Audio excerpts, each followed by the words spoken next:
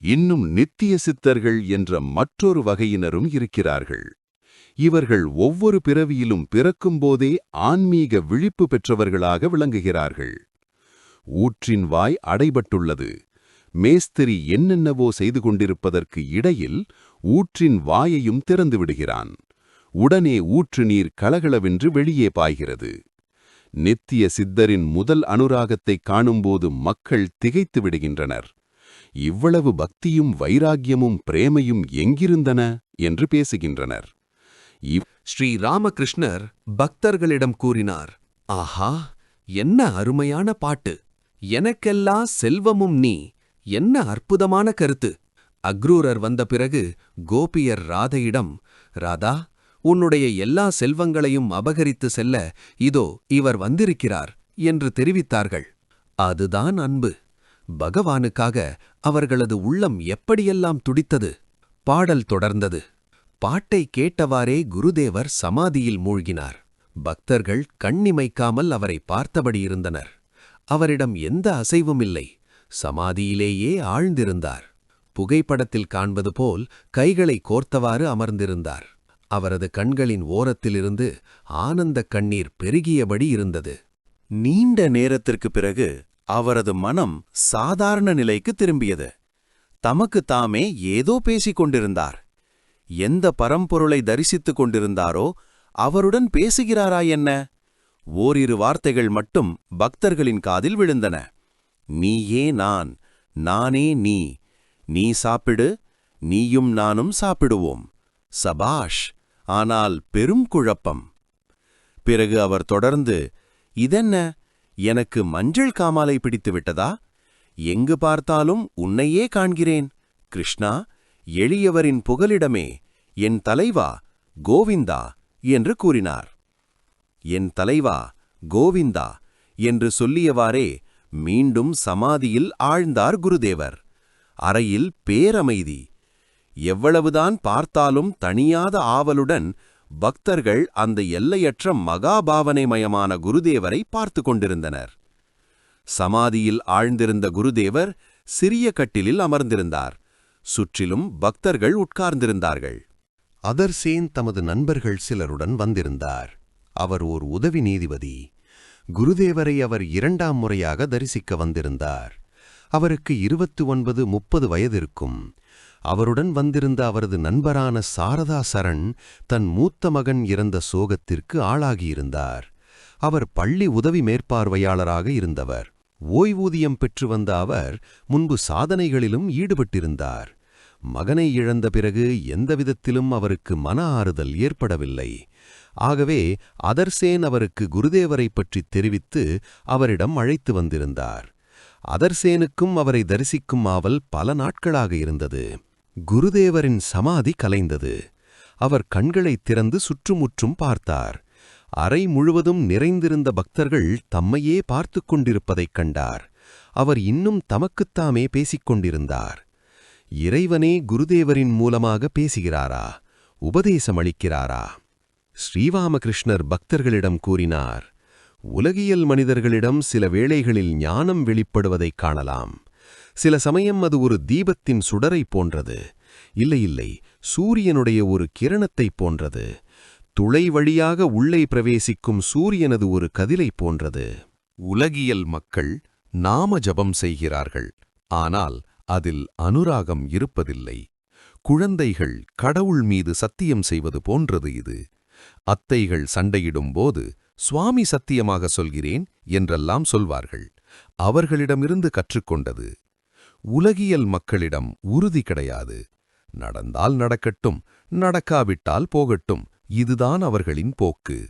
தண்ணீருக்கு அவசியம் ஏற்படும் போது கிணறு தோண்டுவார்கள்.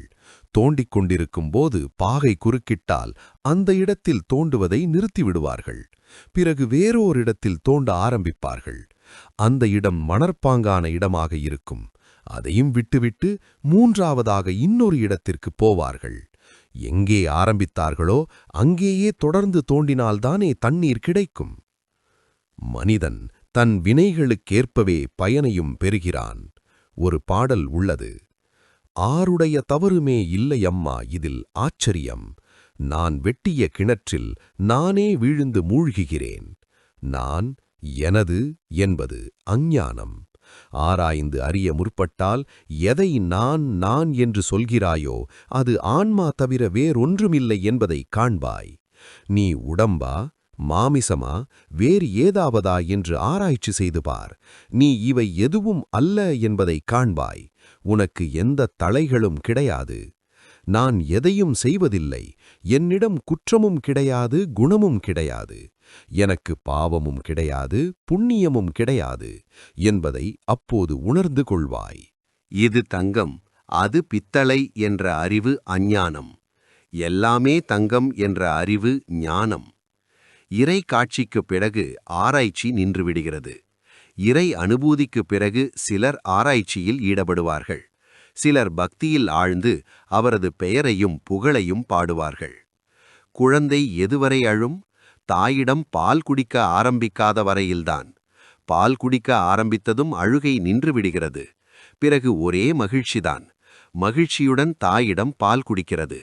ஆனால் ஒரு விஷயம், பால் குடிக்கும்போது இடையிடையே குழந்தை விளையாடுவதும் உண்டு, சிரிப்பதும் உண்டு. இறைவனே எல்லாமுமாக ஆகியிருக்கிறார். ஆனால் மனிதனிடம் அவர் அதிகமாக பிரகாசிக்கிறார்.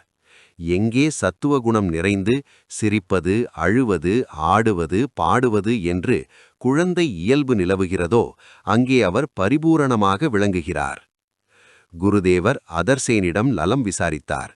அதர்சேன் தமது நண்பருடைய துயரத்தின் காரணத்தை கூறினார். அதை கேட்ட குருதேவர் பாடத் தொடங்கினார். ஸ்ரீராமகிருஷ்ணர் கேட்டார், என்ன செய்வாய்? மரணத்திற்குத் தயாராக இரு. யமன் வீட்டில் புகுந்து விட்டான். இறைவனின் நாமமாகிய ஆயுதத்தைக் கொண்டு போரிட வேண்டும். கடவுள்தான் நம்மை இயக்குபவர். இறைவா, நீ எப்படி செய்விக்கிறாயோ அப்படி நான் செய்கிறேன். நீ எப்படி பேச வைக்கிறாயோ அப்படியே நான் பேசுகிறேன். நான் யந்திரம், நீ யந்திரத்தை இயக்குபவன். நான் வீடு, நீ வீட்டில் உறைபவன். நான் வண்டி, நீ என்ஜினியர் என்று நான் சொல்கிறேன். ஆண்டவனிடம் வக்காலத்துக் கொடுத்துவிடு. நல்லவரிடம் பொறுப்பை கொடுத்தால் துன்பம் விளையாது. அவர் விரும்புவதை செய்யட்டும். சொந்த மகனாயிற்றே, எப்படி வேதனையில்லாமல் போகும்? ராவணவதம் முடிந்தது. லக்ஷ்மணன் ஓடிச் சென்று ராவணனை பார்த்தான். அவனது உடம்பில் துளைபடாத இடம் ஒன்று கூட இல்லை. உடனே ராமரிடம், ராமா, நீ பார்க்கும் துளைகள் அம்பால் ஏற்பட்டவை அல்ல. புத்திர சோகத்தால் ராவணனின் எலும்புகள் நொறுங்கிப் போயிருக்கின்றன. அந்த துளைகள் அவனது புத்திர சோகத்தின் சின்னங்கள். சோகம் எலும்பு வரை சென்று துளைத்திருக்கிறது என்று கூறினார். ஆனால் இந்த அனைத்தும் நிலையற்றவை. வீடு, மனைவி, மக்கள் எல்லாம் 2 நாட்களுக்கு மட்டுமே. பனைமரம்தான் உண்மை. 2 பணம் பழங்கள் உதிர்ந்துவிட்டன. இதற்கு வருத்தம் ஏன்? படைத்தல், காத்தல், அழித்தல் ஆகிய 3 தொழில்களை கடவுள் செய்கிறார். மரணம் சர்வ நிச்சயமான ஒன்று. பிரளய காலத்தில் எல்லாம் அழிந்துவிடும். எதுவும் மிஞ்சாது. அம்பிகை அடுத்த படைப்பிற்கான விதைகளை சேகரித்து மட்டும் வைக்கிறாள். புதிய படைப்பின் போது அவற்றை வெளியே கொண்டு வருகிறாள். பாட்டிகள் கண்டதையெல்லாம் ஒரு கலயத்தில் போட்டு வைப்பது போல். எல்லோரும் சிரித்தனர். அந்த கலயத்தில் வெள்ளரி விதை, கடல் நுரை, வாயு மாத்திரை எல்லாம் இருக்கும். சிறிய சிறிய பொட்டலங்களாக கட்டி வைத்திருப்பாள். ஸ்ரீராமகிருஷ்ணர் தமது அறையின் வடகிழக்கு வராந்தாவில் நின்று அதர்சேனுடன் பேசிக் கொண்டிருந்தார். ஸ்ரீ ராமகிருஷ்ணர் கூறினார், நீ ஒரு டெப்யூட்டி. இந்த பதவியும் கடவுளின் அருளால்தான் கிடைத்திருக்கிறது. அவரை மறக்காதே. ஒன்றை நினைவில் கொள், எல்லோரும் ஒரே வழியில்தான் போயாக வேண்டும். இங்கே ஏதோ ஓரிரு நாட்களுக்குத்தான். உலகம் ஒரு கர்மபூமி. இங்கு வேலை செய்ய வந்திருக்கிறோம். கிராமத்தில் சொந்த வீடு உள்ளவர்கள் கல்கத்தாவிற்கு வந்து வேலை பார்த்துச் செல்வதைப் போல். ஓரளவிற்காவது வேலைகளில் ஈடுபடுவது இன்றியமையாதது. அதுவும் ஒரு சாதனைதான். கடமைகளை விரைவில் முடித்துவிட வேண்டும். பொற்கொல்லன் பொன்னை உருக்கும்போது நெருப்பு நன்றாக எரிந்து விரைவில் பொன் உருகுவதற்காக துருத்தி, விசிறி, ஊதுகுழல் எல்லாவற்றையும் பயன்படுத்தி காற்றை வீசுகிறான். பொன் உருகிய பிறகு ஆம், இனி புகைப்பிடிக்க தயார் செய் என்கிறான். அதுவரை நெற்றியிலிருந்து வியர்வை வழிந்து கொண்டிருந்தது. ஆனால் இப்போதோ புகைப்பிடிக்கலாம். திடமான உறுதி வேண்டும். அப்போதுதான் சாதனைகளில் ஈடுபட முடியும். உறுதியுடன் கூடிய ஈடுபாடு மிக அவசியம். கடவுளின் திருநாமம் என்ற விதையில் மகத்தான சக்தி இருக்கிறது. அது அறியாமையை அழித்துவிடும். விதை எவ்வளவு மென்மையானது, முளையும் எவ்வளவு மென்மையானது என்றாலும் அது கடினமான பூமியை பிளந்து கொண்டு வெளியே வருகிறது. பூமி வெடித்து விடுகிறது. காமினி காஞ்சனத்தின் மத்தியில் வாழ்ந்தால் மனம் தடுமாறுகிறது. எச்சரிக்கையாக இருக்க வேண்டும். துறவிகளுக்கு அவ்வளவாக பயமில்லை. உண்மையான துறவி காமினி காஞ்சனத்திலிருந்து விலகி வாழ்கிறான். ஆகவே சாதனைகள் செய்து வந்தால் மனத்தை எப்போதும் இறைவனிடம் வைக்க முடியும். எப்போதும் கடவுளிடம் மனத்தை செலுத்த முடிந்தவர்களே உண்மையான துறவிகள். அவர்கள் தேனீயை போன்றவர்கள்.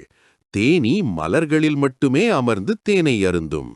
உலகில் காமினி காஞ்சனத்திற்கு இடையில் வாழ்பவர்கள் மனத்தை கடவுளில் வைக்கலாம். ஆனால் அது இடையிடையே காமினி காஞ்சனத்தை நாடிப் போய்விடும். அவர்கள் சாதாரண ஈயை போன்றவர்கள். அது தின்பண்டத்தில் அமரும், புண்ணில் அமரும், மலத்திலும் அமரும். எப்போதும் மனத்தை கடவுளிடம் வை. ஆரம்பத்தில் கொஞ்சம் சிரமப்பட வேண்டியிருக்கும். பிறகு பென்ஷன் பெற்று மகிழ்ச்சியாக இருக்கலாம். ஞாயிறு, ஏப்ரல் 15, 1883. சுரேந்திரருடைய வீட்டு முற்றத்தில் குருதேவர் பக்தர்களுடன் அமர்ந்திருந்தார். அவரது வருகையால் அந்த இடம் பொலிவுடன் விளங்கிற்று. மாலை 6 மணி இருக்கும். முற்றத்திலிருந்து கிழக்கு பக்கமாக சென்றால் பூஜையறைக்கு ஏறிச் செல்லலாம். பூஜையறையில் தேவியின் அழகிய திருவுருவம் இருந்தது. அவளது திருவடிகளில் செம்பருத்தி மலர்களும் வில்வதளங்களும் இடப்பட்டிருந்தன. கழுத்தில் மலர் மாலை தவழ்ந்தது. அவளும் அந்த பூஜையறையை பொலிவாக்கியபடி எழுந்தருளியிருந்தாள். அன்று அன்னபூரணி பூஜை நாள். சுரேந்திரர் தேவி பூஜை நடத்துகிறார். அதற்காகத்தான் குருதேவரை அழைத்திருந்தார். குருதேவர் பக்தர்களுடன் வந்திருந்தார். பூஜை அறைக்குச் சென்று தேவியை தரிசித்தார். தேவியை பணிந்து வணங்கிய பிறகு அவளை பார்த்தபடி நின்று கொண்டு கைவிரல்களை எண்ணி ஜபம் செய்தார். பக்தர்களும் தேவியை வணங்கிவிட்டு குருதேவரின் அருகில் நின்று கொண்டிருந்தனர். பிறகு குருதேவர் பக்தர்களுடன் முற்றத்திற்கு வந்தார். அங்கு ஜமுக்காளம் விரிக்கப்பட்டிருந்தது. அதன் மீது ஒரு விரிப்பை விரித்து சில திண்டன்களையும் வைத்திருந்தார்கள். ஒரு பக்கம் மிருதங்கம், ஜால்ரா முதலிய இசைக்கருவிகளுடன் சில வைணவர்கள் உட்கார்ந்திருந்தனர். சங்கீர்த்தனம் நடைபெற இருந்தது. குருதேவரைச் சுற்றி பக்தர்கள் அமர்ந்தார்கள். வசதியாக ஒரு திண்டில் சாய்ந்து உட்காரும்படி குருதேவரிடம் கூறினர். ஆனால் அவர் திண்டை பயன்படுத்தாமல் அதை தள்ளி வைத்துவிட்டு அமர்ந்தார். ஸ்ரீ ராமகிருஷ்ணர் பக்தர்களிடம் கேட்டார், திண்டில் சாய்ந்து உட்கார்வதா? விஷயம் என்ன தெரியுமா? அகங்காரத்தை விடுவது மிகவும் கடினம். ஆராய்ந்து பார்த்தால் அகங்காரம் சிறிதும் இல்லை என்று தோன்றும். ஆனால் அது மறுபடியும் எங்கிருந்தோ வந்து ஒட்டிக்கொள்ளும். தலை வெட்டப்பட்ட பிறகும் கூட ஆட்டின் உடல் சிறிது நேரம் துடித்துக் கொண்டே இருக்கும். கனவில் ஒரு பயங்கர காட்சியை பார்க்கிறாய். தூக்கம் கலைந்துவிட்டது. நன்றாக விழித்து கொண்ட பிறகு கூட நெஞ்சு படபடவென்று அடித்துக் கொள்கிறது. அகங்காரமும் அதுபோன்றதுதான். அடித்து துரத்தினாலும் எங்கிருந்தோ வந்து சேர்ந்து விடுகிறது. அப்போது முகத்தை தூக்கி வைத்துக்கொண்டு எனக்கு உரிய மரியாதை தரப்படவில்லை என்பான். கேதார் கூறினார், புல்லை விட பணிவாக, மரத்தை விட பொறுமையாக இருக்க வேண்டும். ஸ்ரீ ராமகிருஷ்ணர் கூறினார், நான் பக்தர்களுடைய பாத தூசியின் தூசி. அப்போது வைத்தியநாத் என்பவர் வந்தார். அவர் நன்கு படித்தவர். கல்கத்தா உயர் நீதிமன்றத்தில் வக்கீலாக இருந்தார். குருதேவரை கைகூப்பி வணங்கிவிட்டு ஒரு பக்கமாக அமர்ந்தார். சுரேந்திரர் ஸ்ரீ ராமகிருஷ்ணரிடம் வைத்தியநாத்தை சுட்டிக்காட்டி கூறினார், இவர் என் உறவினர். ஸ்ரீ ராமகிருஷ்ணர் கூறினார், அப்படியா? நல்ல இயல்பு கொண்டவராக தெரிகிறார். சுரேந்திரர் கூறினார், உங்களிடம் ஏதோ கேட்க வேண்டுமாம், அதற்காகத்தான் வந்திருக்கிறார். ஸ்ரீ ராமகிருஷ்ணர் வைத்தியநாத்திடம் கூறினார், நீ பார்ப்பவையெல்லாம் இறைவனுடைய சக்தி. அவருடைய சக்தி இல்லாவிட்டால் யாராலும் எதையும் செய்ய முடியாது. ஆனால் ஒன்று, கடவுளின் சக்தி எல்லா இடங்களிலும் சமமாக வெளிப்படுவதில்லை. கடவுள் ஒரு சிலருக்கு அதிக சக்தியை கொடுத்திருக்கிறாரா என்று வித்யாசாகர் என்னை கேட்டார். அதற்கு நான், அப்படி குறைவாகவும் அதிகமாகவும் சக்தியை கொடுக்காமல் இருந்தால் நாங்கள் உங்களை பார்ப்பதற்கு ஏன் வர வேண்டும்? உங்களுக்கு 2 கொம்புகளா முளைத்திருக்கின்றனவா என்று கேட்டேன். கடவுள் எங்கும் நிறைந்தவர் என்ற நிலையில் எல்லா உயிர்களிலும் இருக்கிறார். ஆனால் சக்தி வெளிப்படுவதில் வேறுபாடு இருக்கவே செய்கிறது. வைத்தியநாத் கேட்டார், சுவாமி, எனக்கு ஒரு சந்தேகம். மனிதனுக்கு ஃப்ரீ வில், அதாவது சுயேச்சை இருப்பதாக சொல்கிறார்கள். மனம் வைத்தால் நல்ல காரியமும் செய்யலாம், கெட்ட காரியமும் செய்யலாம் என்பது உண்மைதானா? உண்மையாகவே நமக்கு சுதந்திரம் இருக்கிறதா? ஸ்ரீ ராமகிருஷ்ணர் கூறினார், எல்லாம் கடவுளுக்கு கட்டுப்பட்டது. எல்லாம் அவரது திருவிளையாடல். சிறியது, பெரியது, பலசாலி, பலவீனன், நல்லது, கெட்டது, நல்லவர், கெட்டவர் என்று அனைத்தையும் படைத்தவர் அவரே. இது எல்லாமே அவருடைய மாயை, அவருடைய விளையாட்டு. பாருங்களேன், ஒரு தோட்டத்திலுள்ள எல்லா மரங்களும் கூட ஒன்று போல் இருப்பதில்லை. இறை அனுபூதி பெறாத வரையில் நமக்கு சுதந்திரம் இருப்பதாகத்தான் தோன்றும். இந்த மயக்கத்தையும் மனிதனிடம் இறைவனே வைத்திருக்கிறான். இல்லாவிட்டால் பாவம் அதிகரித்துவிடும். பாவத்தைப் பற்றிய பயமில்லாமல் போய்விடும். பாவத்திற்கு தண்டனையும் இருக்காது. ஆனால் இறை அனுபூதி பெற்றவனின் மனநிலை என்ன தெரியுமா? நான் எந்திரம், நீ எந்திரத்தை இயக்குபவன். நான் வீடு, நீ வீட்டில் குடியிருப்பவன். நான் தேர், நீ தேரோட்டி. நீ எப்படி இயக்குகிறாயோ அப்படி நான் இயங்குகிறேன். நீ எப்படி பேச வைக்கிறாயோ அப்படி நான் பேசுகிறேன். வைத்தியநாதிடம் கேட்டார், விவாதிப்பது நல்லதல்ல. நீங்கள் என்ன சொல்கிறீர்கள்? வைத்தியநாத் கூறினார், ஆம் சுவாமி, ஞானம் உதித்தால் விவாதிப்பதற்கான விருப்பம் மறைந்துவிடும். ஸ்ரீ ராமகிருஷ்ணர் கூறினார், தேங்க்யூ. எல்லோரும் சிரித்தனர். உனக்கு அந்த ஞானம் உண்டாகும். கடவுளை பற்றி யானாவது சொன்னால் மக்கள் நம்புவதில்லை.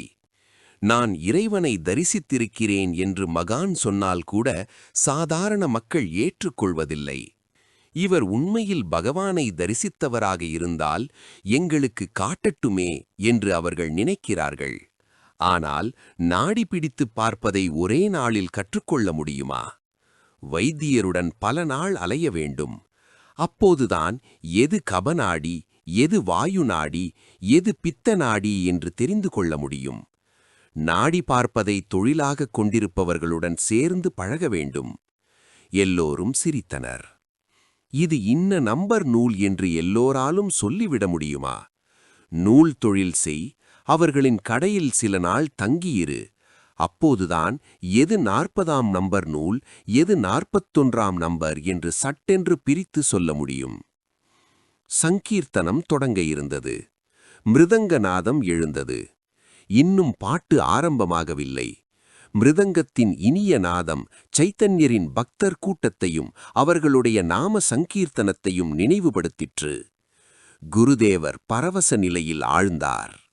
இடையிடையே மிருதங்கம் வாசித்தவரின் பக்கம் பார்த்து, ஆகா ஆகா, எனக்கு மெய் சிலிர்க்கிறது என்று கூறினார். பாடகர்கள் குருதேவரிடம் என்ன பாட்டு பாடுவது என்று கேட்டனர்.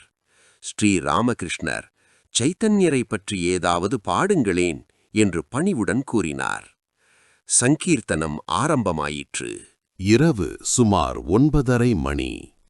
அன்னபூரணி தேவி புலிவுடன் அங்கு வீற்றிருந்தாள். தேவியின் முன்பு குருதேவர் பக்தர்களுடன் நின்று கொண்டிருந்தார். சுரேந்திரர், ராக்கால், கேதார், ராம், மனமோகன் ஆகியவர்களும் மற்றும் பல பக்தர்களும் இருந்தனர். அனைவரும் குருதேவருடன் பிரசாதம் சாப்பிட்டனர். எல்லோருக்கும் திருப்தி ஏற்படும் வகையில் சுரேந்திரர் விருந்தளித்தார். குருதேவர் தட்சிணேஸ்வரம் திரும்பலானார். பக்தர்களும் வீடு திரும்ப தயாராயினர். எல்லோரும் பூஜை அறையில் கூடினர். சுரேந்திரர் குருதேவரிடம் கூறினார், இன்று தேவியைப் பற்றி ஒரு பாட்டு கூட பாடவில்லை. ஸ்ரீ ராமகிருஷ்ணர் தேவியின் திருவுருவை காட்டிக் கூறினார், ஆஹா, இந்த இடம் எவ்வளவு அழகாக இருக்கிறது! தேவி இந்த இடம் முழுவதையும் பிரகாசப்படுத்திக் கொண்டிருப்பது போல் தோன்றுகிறது. இத்தகைய தரிசனம் எவ்வளவு ஆனந்தம்! சுகபோக நாட்டமும் சோகங்களும் எல்லாம் ஓடிவிடுகின்றன. அப்படியானால் அருவக்கடவுளை தரிசிக்க இயலாதா? அப்படியல்ல. ஆனால் உலகியல் எண்ணத்தின் நிழல் இருந்தால் கூட அது முடியாது. ரிஷிகள் அனைத்தையும் துறந்து அகண்ட சச்சிதானந்தத்தை தியானித்தனர். இப்போது பிரம்ம சமாஜத்தினர் இறைவனை அசையாத பொருளே, உணர்வுப் பொருளே என்றெல்லாம் பாடுகிறார்கள். ஆனால் எனக்கு அது வறண்டதாகப் படுகிறது. பாடுபவர்கள் அதன் இனிமையை அனுபவிக்கவில்லை. வெல்லப்பானகத்தில் திருப்தி அடைந்தவன் கற்கண்டு பானகத்தை தேடமாட்டான். நீங்களே பாருங்கள், இங்கே தேவி தரிசனத்தால் எவ்வளவு மகிழ்ச்சி உண்டாகிறது. ஆனால் அருவம் அருவம் என்று சொல்லிக் கொண்டிருப்பவர்கள் எதையுமே பெறுவதில்லை. அவர்களுக்கு வெளியேயும் இல்லை, உள்ளேயும் இல்லை. 10 பிரம்ம சமாஜ பக்தர்களுடன் 2. ஞாயிறு, ஏப்ரல் 22, 1883. பௌர்ணமி, மாலை நேரம். ஸ்ரீ ராமகிருஷ்ணர் சிந்தியில் வசித்து வந்த வேணிமாதவ பாலின் தோட்ட வீட்டிற்கு சென்றிருந்தார். அன்று சித்திரை மாதம் நடைபெறும் சிந்தி பிரம்ம சமாஜத்தின் அரையாண்டு விழா. பிரம்ம சமாஜ பக்தர்கள் பலர் வந்திருந்தனர். தெற்கு வராந்தாவில் பக்தர்கள் குருதேவரைச் சுற்றி அமர்ந்திருந்தனர். ஆதி பிரம்ம சமாஜத்தின் ஆசாரியரான ஸ்ரீ பேச்சாராம் வழிபாட்டை நடத்துவார். பிரம்ம சமாஜ அன்பர்கள் இடையிடையே குருதேவரிடம் கேள்விகள் கேட்டனர். பிரம்ம பக்தர் கேட்டார், இல்லறத்தை துறப்பது நல்லதா? ஸ்ரீராமகிருஷ்ணர் கூறினார், எல்லோருக்கும் அது நல்லதல்ல. சுகபோகங்களை அனுபவித்துத் தீர்க்காதவர்கள் வாழ்க்கையை துறக்கக்கூடாது. 2 அணாவுக்கு கள் குடித்தால் போதை வருமா என்ன? பிரம்ம பக்தர் கேட்டார், அப்படியானால் அவர்கள் இல்லறத்திலேயே இருக்க வேண்டியதுதானா? ஸ்ரீராமகிருஷ்ணர் கூறினார், ஆம், அவர்கள் பற்றின்றி கடமைகளை செய்ய முயற்சிக்க வேண்டும். கையில் எண்ணெய் பூசிக்கொண்டு பலாப்பழத்தை அறுக்க வேண்டும். பெரிய மனிதர்களின் வீட்டு வேலைக்காரி எல்லா வேலைகளையும் செய்கிறாள். ஆனால் அவளது மனம் கிராமத்திலுள்ள சொந்த வீட்டையே நினைத்துக் கொண்டிருக்கும். இதுதான் நிஷ்காம கர்மம், பற்றின்றி வேலை செய்வது. இதுதான் மனத்தளவில் துறவு. நீங்கள் மனத்தளவில் துறக்க வேண்டும். துறவியர் புறத்திலும் மனத்தளவிலும் துறப்பார்கள். பிரம்ம பக்தர் கேட்டார், சுகபோகங்களை அனுபவித்து தீர்ப்பது என்றால் என்ன? ஸ்ரீ ராமகிருஷ்ணர் கூறினார், காமினி காஞ்சன சுகபோகம். கடும் காய்ச்சல் கண்ட நோயாளியை ஊறுகாயும் தண்ணீரும் இருக்கின்ற அறையில் வைப்பது ஆபத்து. பணம், பொன், புகழ், உடல் சுகம் இவற்றை ஒருமுறை அனுபவிக்காவிட்டால், இந்த சுகபோகங்களை அனுபவித்து தீர்க்காவிட்டால் இறைவனுக்காக மன ஏக்கம் ஏற்படுவதில்லை.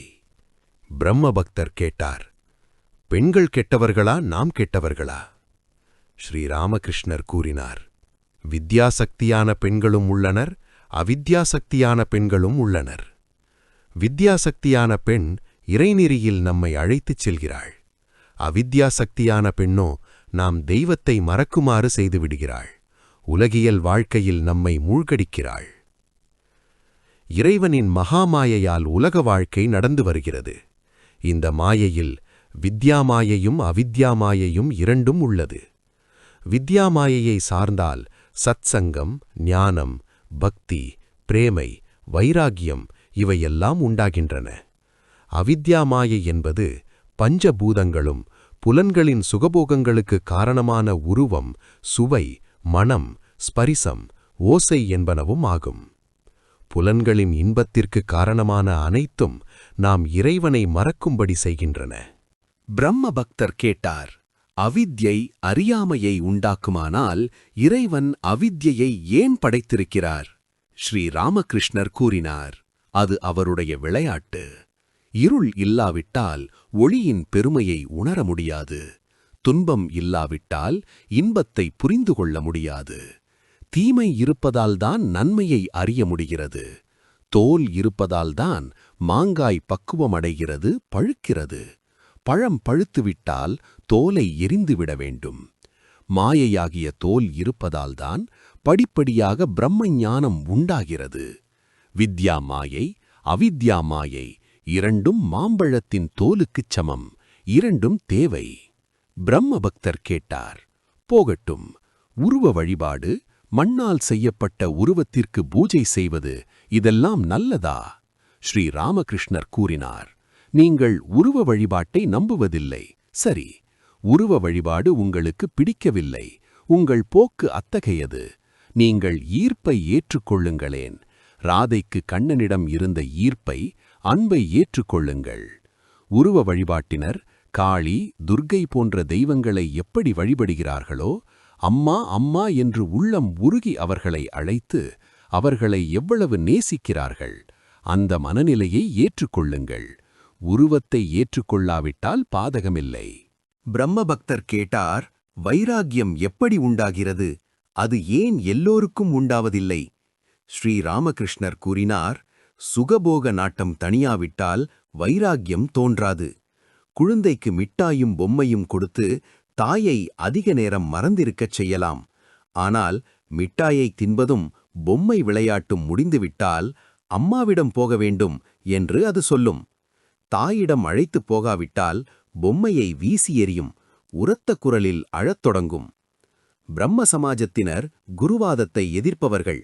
ஆகவே பிரம்ம பக்தர் அது விஷயமாக பேசத் தொடங்கினார். பிரம்ம பக்தர் கேட்டார், சுவாமி, குருவில்லாமல் ஞானம் பெற முடியாதா? ஸ்ரீ ராமகிருஷ்ணர் கூறினார், சச்சிதானந்தம்தான் குரு. குரு வடிவில் ஒரு மனிதர் உன் மனத்தில் விழிப்புணர்வை ஏற்படுத்துவாரானால் சச்சிதானந்தமே அந்த வடிவத்தில் வந்திருக்கிறார் என்று அறிந்துகொள். குரு ஒரு நண்பனைப் போல் கையை பிடித்து அழைத்துச் செல்கிறார். இறை காட்சிக்குப் பிறகு குருசீடன் உணர்வு இருக்காது. அது ஒரு குழப்பம். அங்கே குருவும் இல்லை, சீடனும் இல்லை. அதனால் நான் ஜனகர் சுகதேவரிடம், பிரம்ம ஞானம் வேண்டுமானால் முதலில் குருதட்சிணையை கொடுத்துவிடு என்றார். ஏனெனில் பிரம்ம ஞானம் வந்துவிட்டால் குருசீடன் வேறுபாடு இருக்காது. இறை காட்சி கிடைக்காத வரையில்தான் குருசீடன் உறவு. மாலை வேளையாகிவிட்டது. அப்போது சில பிரம்ம சமாஜ அன்பர்கள் குருதேவரிடம், இப்போது நீங்கள் சந்தியாவந்தனம் செய்ய வேண்டுமல்லவா என்று கேட்டனர். ஸ்ரீ ராமகிருஷ்ணர் கூறினார், இல்லை, அப்படியொன்றுமில்லை. அதெல்லாம் ஆரம்பத்தில் சில காலம் செய்ய வேண்டும். பிறகு நியமனிஷ்டைகள் தேவையில்லை. மாலை வேளைக்குப் பிறகு ஸ்ரீ பேச்சாராம் மேடையில் அமர்ந்து வழிபாட்டை ஆரம்பித்தார். இடையிடையே பிரம்ம சங்கீதமும் உபநிடத பாராயணமும் நடைபெற்றன. வழிபாடு நிறைவுற்றது. அந்த ஆசாரியர் குருதேவருடன் அமர்ந்து பல்வேறு விஷயங்களைப் பற்றி பேசலானார். ஸ்ரீ ராமகிருஷ்ணர் கூறினார், நல்லது, அருவமும் உண்மை, உருவமும் உண்மை. நீங்கள் என்ன நினைக்கிறீர்கள்? ஆசாரியர், அருவம் மின்சாரத்தைப் போன்றது. காண முடியாது, ஆனால் உணர முடியும். ஸ்ரீ ராமகிருஷ்ணர் கூறினார், ஆம், இரண்டும் உண்மைதான். உருவம், அருவம் இரண்டும் உண்மை. உருவத்தை மட்டும் ஏற்றுக்கொள்வது எதை போன்றது தெரியுமா? 7 துளையுள்ள புல்லாங்குழல் இருந்தும் அதைக் கொண்டு ஒரே சுருதியை ஒருவன் வாசிப்பது போன்றது. மற்றொருவனோ அதில் எத்தனையோ ராகங்களை எழுப்புகிறான். அதுபோல் உருவக் கடவுளை வழிபடுவோர் சாந்தம், தாஸ்யம், சக்கியம், வாத்சல்யம், மதுரம் என்று எவ்வளவோ பாவனைகளில் அனுபவிக்கின்றனர். விஷயம் என்ன தெரியுமா? எப்படியாவது அமுதக்கடலில் விழ வேண்டும். இறைவனை துதித்துப் பாடியோ அல்லது வேறு ஒருவர் உன்னை பிடித்து தள்ளுவதாலோ அல்லது நீயாக விழுவதாலோ எப்படியோ அந்த கடலில் விழுந்தால் போதும். எப்படி விழுந்தாலும் பலன் ஒன்றுதான். இரு சாராரும் மரணமிலா பெருநிலையை அடையவே செய்வார்கள்.